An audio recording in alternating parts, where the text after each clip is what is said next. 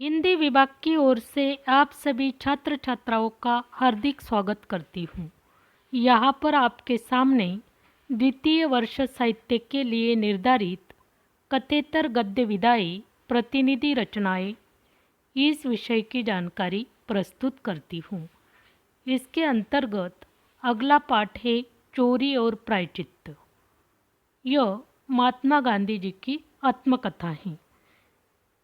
इसके अंतर्गत सत्य के मेरे प्रयोग का लेखन गांधी जी ने अपने साथियों के आग्रह से किया था।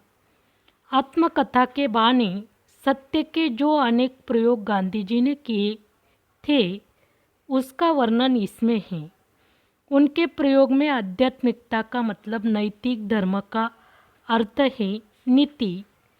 आत्मा की दृष्टि से पाली गई नीति धर्म है।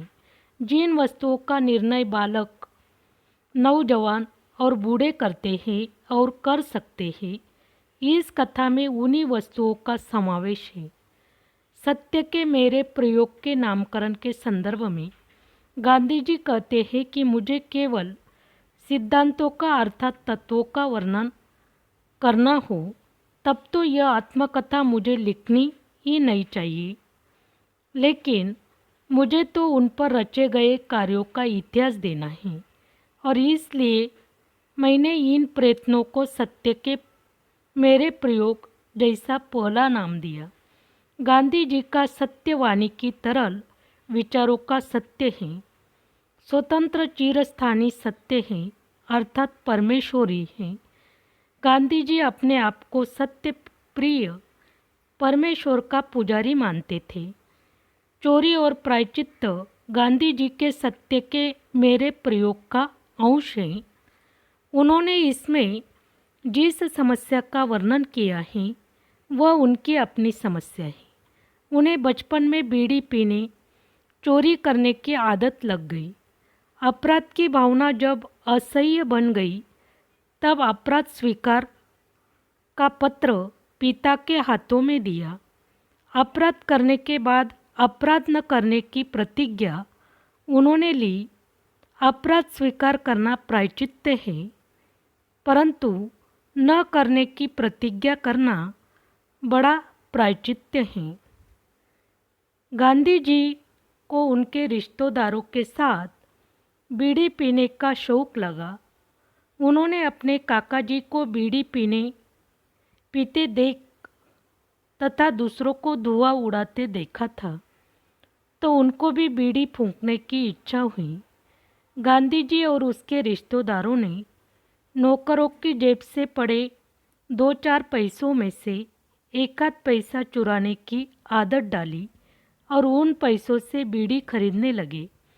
गांधी जी ने दूसरी चोरी अपने मांसाहारी भाई के सोने के कड़े के टुकड़े की थी, क्योंकि उन पर 25 रुपये का कर्ज हो गया था। गांधी जी ने अपने पिता को चिट्ठी लिखकर सभी कुछ दोष स्वीकार किया। महात्मा गांधी जब 12-13 वर्ष के थे तब उन्हें चोरी करने की आदत लगी। यह आदत उन्हें किस तरह लगी इसका वर्णन उन्होंने इस उदाहरण के माध्यम से पेश किया है। बीड़ी के ठूक हमेशा उन्हें न मिलने के कारण नौकरों के जेब से पड़े 2-4 पैसों से वह कुछ पैसे चुरा लेते थे और यह आदत डाली और बीड़ी खरीदने लगे। किंतु दूसरी समस्या उनके सामने थी कि बीड़ी संभाल कर रखने की। जैसे तैसे 2-4 पैसे चुराकर कुछ हफ्ते उन्होंने काम चलाया। इसी बीच उन्होंने सुना कि एक प्रकार का पौधा होता है जिसके डंडल बीड़ी की तरह जलते हैं और फूंके जा सकते हैं। उन्हें प्राप्त कर वे दोनों फूंकने लगे, पर संतोष नहीं हुआ। फिर उसके मन में सवाल निर्माण हुआ कि आत्महत्या कैसे करे, जौहर कौन दे। वे जैसे प्रश्न उसके सामने उपस्थित हो गए। उन्होंने जंगल में जाकर धतूरे का बीज लेकर आए और जिसे खाने से मृत्यु होती है ऐसा उन्होंने सुना था। 2-4 बीज खाए किंतु आगे खाने की हिम्मत नहीं हुई। मरने से तो पराधीनता को सहना उचित है, ऐसा उन्होंने सोचा और आत्महत्या करने का विचार भी छोड़ दिया। इस तरह चोरी और प्रायश्चित्त इस आत्मकथा के माध्यम से गांधी जी ने खुद अपने अपराध को स्वीकार किया और फिर अपने पिता को चिट्ठी लिखकर सभी कुछ दोष स्वीकार किए। धन्यवाद।